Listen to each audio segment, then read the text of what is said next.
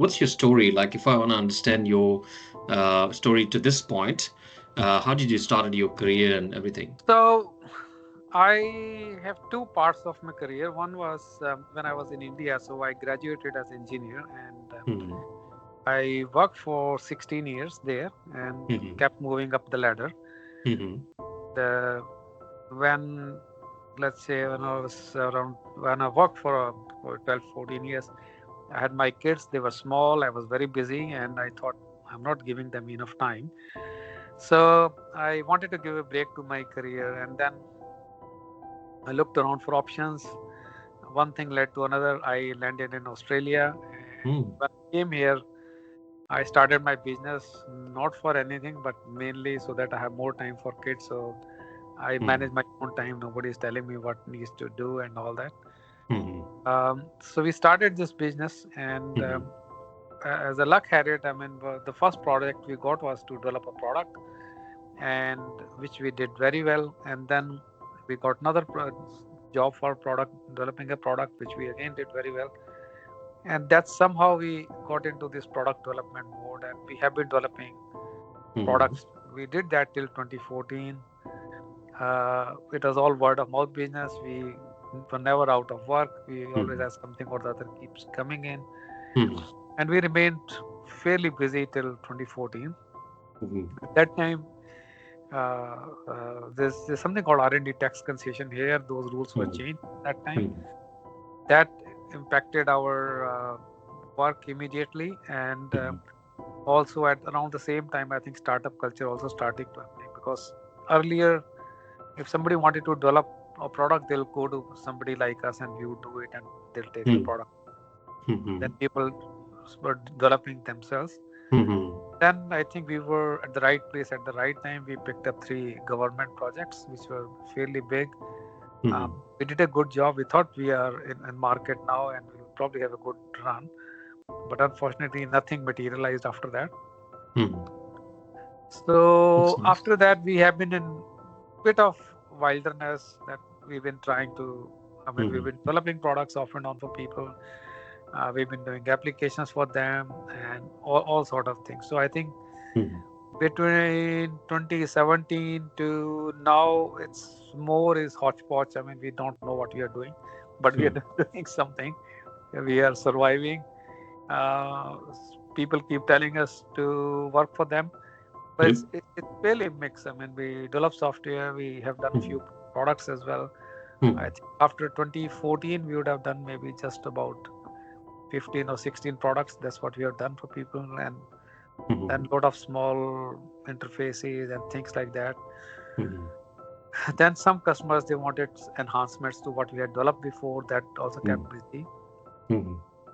And fast forward to today, I mean, last couple of years we were just sort of little bit lying low. We're taking time off, kind of things. This Hmm. year we decided we'll be pushing the business again, so now we are doing Hmm. it again. Uh, Hmm. at this time again, we have few queries we are fielding is again is product development queries. People are coming in, so we are doing unlike earlier, because now we have lesser manpower. So Hmm. we are doing a lot of due diligence. And Hmm. second thing, we understand that it's going to be Hmm. expensive, Yep. which unfortunately the entrepreneurs or inventors, they don't Hmm. understand that this is an expensive exercise. So Yeah. for Yep. example, we somebody wanted to develop a product, and Hmm.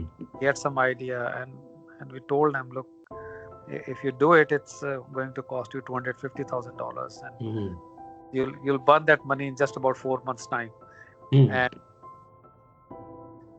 we told him, look, what you're Hmm. trying to develop is it's already Yep. existing in the market, so why would Yep. you waste? So do you guys like also offer some sort of AI paid No, services or something like that? no, not right now. Not right Hmm. now. Right now we are doing very, very conventional stuff. But Hmm. AI, we are quite open to it, Hmm. and possibly we may go in that direction. I think Hmm. my take on AI is that it is inevitable. It is the path everybody's going to take. So we are not Yep. going to. We can't say that it's not a good thing or whatever. Hmm.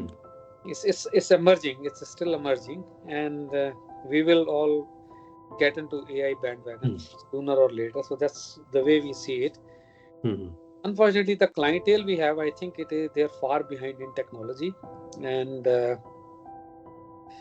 for them, it is sort of something that can ease work. mm, So far, uh, I would say maybe 20% of the work it can be done by AI, which is mm, what our take is as of now, what yeah, we do. mm, But other than that, I think most mm, of the work is our work is manual. mm, Going forward, I think AI might cover 30 to 40% of work. So this is what mm, we and depending upon, I mean, what others mm, maybe 70-80%, but I think we mm, 40 to 50% work we should be able to use mm, using it. But I don't expect it to be mm, more. mm, Because I've been trialing these things. I mean, we had to update websites and all those things. So we've been talking to people and we told them, because so mm, many tools are available in the market, mm, but we use them because we just have to rewrite content and do all those things. mm, And everywhere you go, and they all come back as, look, we'll be wasting our time because you do all that and then you still have yeah, to do the manual work. So we may take a little bit of help, but unfortunately, reality is we have to do everything. So mm, unless you really want is a very very rudimentary website or something, then it mm, is okay. But they were very very open. They said, look, in fact, we yeah, spoke to 4 or 5 people. yeah, They all came back. When they proposed, they said they'll use AI to do all this and it'll be done in no yeah, time. yeah, yeah, And when we started talking, they just came back, it is so much of work and all that. And mm, the AI is there, but we can't do this, we can't do that, and we can't have all those things. So mm, we have decided, I mean, their experience is same as ours. So AI is something yeah, we want to be using it, but at this yeah, point, no. mm, Unless somebody comes up with a product concept or something and they want to yeah, develop, which mm, we can do, because we have been working with AI for maybe 7-8 years now. mm, We started when it was new, it was quite mm, basic. yeah, Now yep, it's quite advanced. I mean, mm, if you look at what Google and yep, Amazon was doing and what they're offering now is a world of difference. So yep. it's something, it's something we can always Mm-hmm. grow. That makes sense. So, and from I guess, and you mentioned about that. Obviously, you've got this clientele who probably is not interested in AI, or maybe they find it a bit challenging, at this time, or Yeah. maybe due to the nature of activities. It could be anything. And now, if I want to understand, let's say from the Envision IT and services that you offer, how does that help businesses? Let's say, is it just a website development or product development, like No, a SaaS product or something like that? yeah.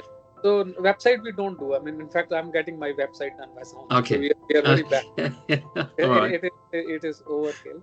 Yeah. Uh, Mainly we do is SaaS development. So what we do is as of today, I mean, we do only two things. One is we develop products. We still do products, Mm, and second thing is we develop what you call is line of business applications. So line of mm, business application is essentially it's focused towards improving mm, efficiency in an organization. So mm. mainly what it does is an Mm. organization may have several applications that people have to use.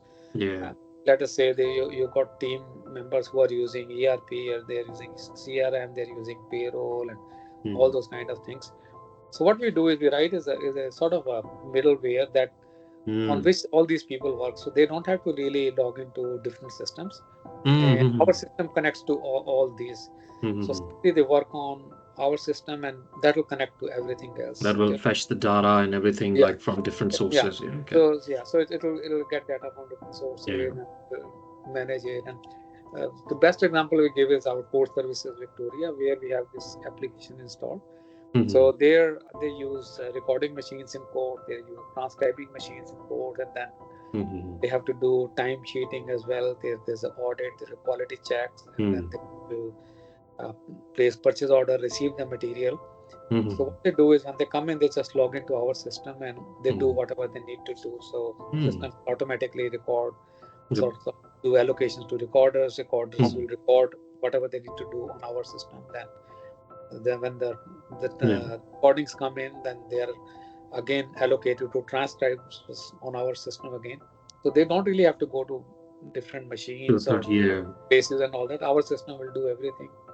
I think, And yeah, yeah, go ahead, please. yeah, and eventually the day gets done for them. So they just work.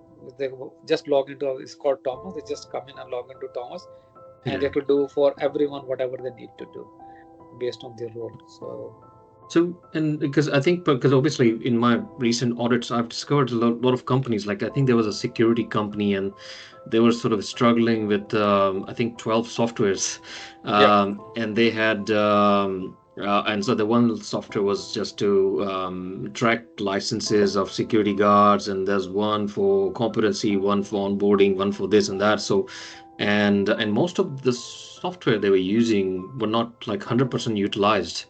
yeah, And I think probably a lot of companies I see that they actually struggle with too many software or too many apps. yeah, And those apps they don't talk to each other like some of the companies. Like I think there was a textile company and they had like two software and they had to. There was an admin person who was updating data on this software and then copy pasting on the other yeah, software. And I was like, why this is happening? yeah, So yeah, definitely. I think the sort of API integration or that sort of middleware and those areas are definitely. I think I see a really great deal in that space. Lots of businesses struggle with that. yeah. So So I think that that's where our most of that work with that has happened in last 7 8 years. hmm, This only. hmm, We had another company in defense sector, and they had an accounting system. Very very simple problem. They had an accounting system, and hmm, based on that, they had to do invoicing.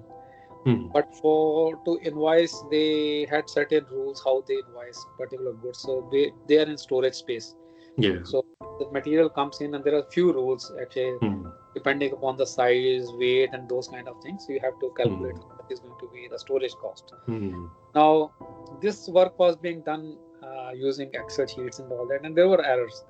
hmm, And then they have to keep a track of what date it's come in and what date is gone out. That was hmm, becoming a nightmare for that. So we just wrote them a very small utility, and hmm, what it does is whenever something comes in, they just put in those things, and hmm. it will do everything, and it will push the data to their accounting system. Got it. Yeah. So so now accounting system, what it does, it gets it just generates invoices, so there Yeah.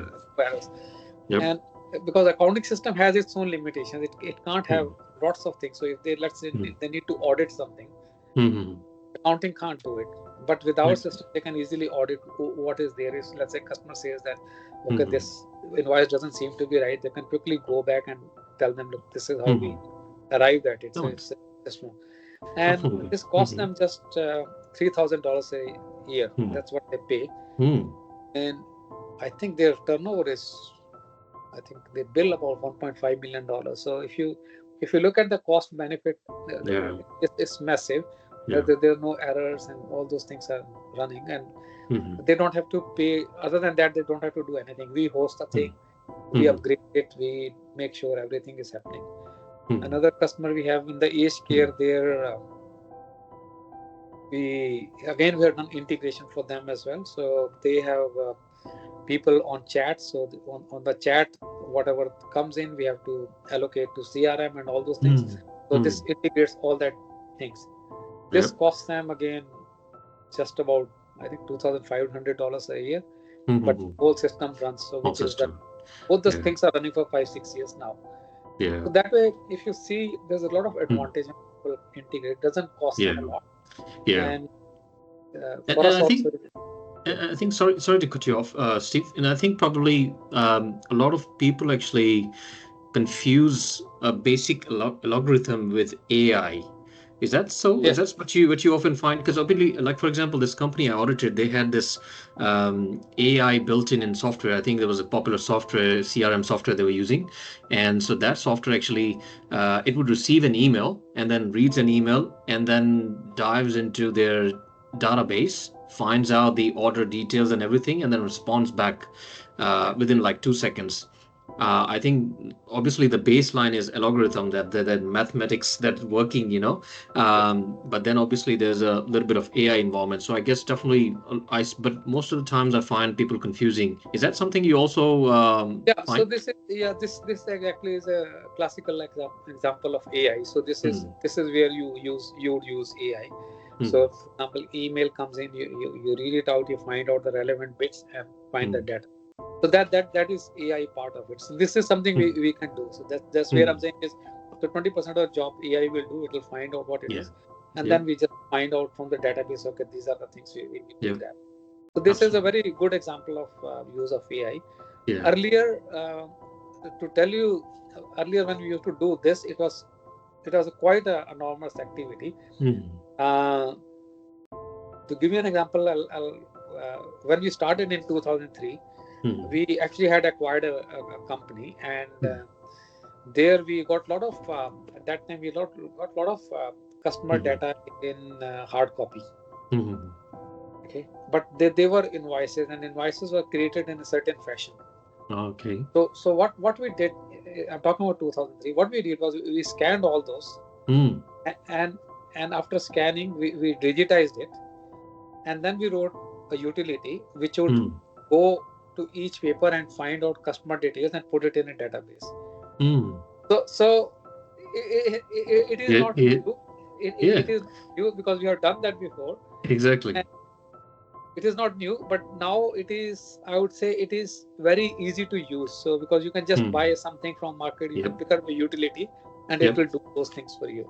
Yeah, I think yeah, definitely. I mean, obviously, the I call it basic math because Yeah. obviously the whole coding is based on that mathematics like arrays and what's that you've got all the functions and but yeah, definitely interesting. Now, if I want to understand, let's say for example, because obviously you offering all these services as part of your Envision IT and if I want to understand, let's say with the latest these cyber crimes and cyber security and that side of the software, which is like obviously it's like for example, there was a company and they received some email that please transfer this amount and this and that.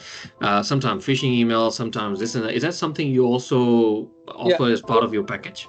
the two three things we do on that front is one Hmm. is for phishing. We have a it's not our product. We sell a product, so it is basically trains users how to read Hmm. those emails. That is what it does. So that it's Hmm. called use secure. So basically, you give it to people. It keeps testing their Hmm. knowledge how it is using, and it Hmm. also keeps tracking on the phishing emails. Hmm. Second thing we do is what we offer as a service. We have not found any customer for that. Is we cyber secure old applications. So people have applications which are written long time back. So we Hmm. assess and we fix issues and Hmm. vulnerabilities in those. Unfortunately, that exercise is very expensive. So for Hmm.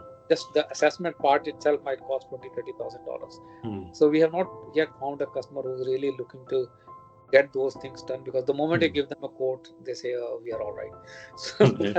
That but makes these sense. are the things we do, Yeah. and we can implement Hmm. software to sort of Hmm. manage infrastructure as well. So Hmm. it can give them reporting how it is behaving, whether there are attacks and all those kind Hmm. of reports. So few things we can get from the what we call endpoint protection systems, Yep. Yep. And but point you. a lot more you can get using these tools, which are fairly active, and they can look at the application levels and what is happening on those, give you Hmm. utility reports, those kind of things. Yeah. That makes So sense. that yeah, so that is something we do, Hmm. but not much. I mean, main Oh yeah. focus still remains on the very Hmm. basics, is applications development and those kind of things. But if a Yep. customer comes in, that we do that as well. So Yeah. That makes sense. You've been in the business for quite a long time, so you understand all the dynamics around a lot of businesses, why they face those challenges which they can obviously overcome quickly yeah, and like you mentioned about that admin related sort of struggle or maybe the invoicing bit or this and that so let's say there's a business and they want to improve their I guess productivity in terms of software utilization yeah. so what do you think what's the first step they should do? So the first step they have to see is how they are using it, Hmm. and which way they want to go. So Hmm. mainly with integration itself, I think you can increase product. That's the low hanging fruit, is you integrate the things, and Hmm. don't I mean, one of the things we try to tell people is that you give people only what they needs to use. In a Mm, business environment, you don't have to give them a flexibility. The systems have to mm, be really custom built. So mm, somebody comes in, they have to just use system the way you want them to use, mm, nothing else. So mm, that is a very very critical part of this equation. mm, And once that is done, then things are there. You don't want people to be creative. mm, Basically, the system should encapsulate your intellectual property or processes, and that's mm, what they should do. Because people waste a lot of time when they go here and there. mm, Second thing is, when they do that, they get a bad feeling about organization, that this organization does not have systems.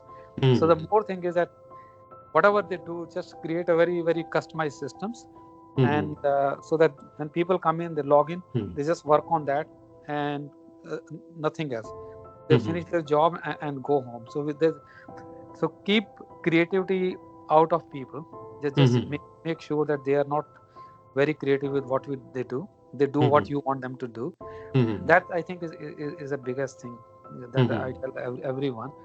mm, And when we look at core services and age care, wherever we have done, everywhere what we have done is we have made a very very structured system. So people come and they follow this routine, mm, and that way they are also happy, and the organization is also happy because they get the results that they want to.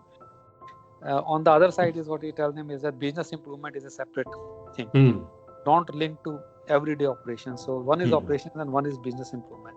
So mm, don't link the two. So when you look at your profitability and everything, that comes from your operations, how good mm, operations are. When mm, it comes to business improvement, that is, you are looking for a market edge. mm. So these two things we should not be mixing. So if you are going for a business improvement system, there are people who will Mm. improve the business system. Then Yep. again, but to ordinary workers, just Yeah. present what they need to do. Don't present them that improve this and improve that. Mm. That is not their job. Those people they are not specialists. Yeah, They makes can't really sense. contribute to this. Yeah. That makes sense. And I think there's also layer around the authority and having the sort of resource management, because obviously, if there are no resources, there's no authority and authorization. So Yeah. definitely there's no use for someone to be Yeah. working on something. Yeah. So I guess, yeah, this is where I mostly find, especially in my audits, is where the business owners or business managers, do they have the required authorities and resources to actually implement the improvements. Yeah. And yes, sometimes it's just the ideas.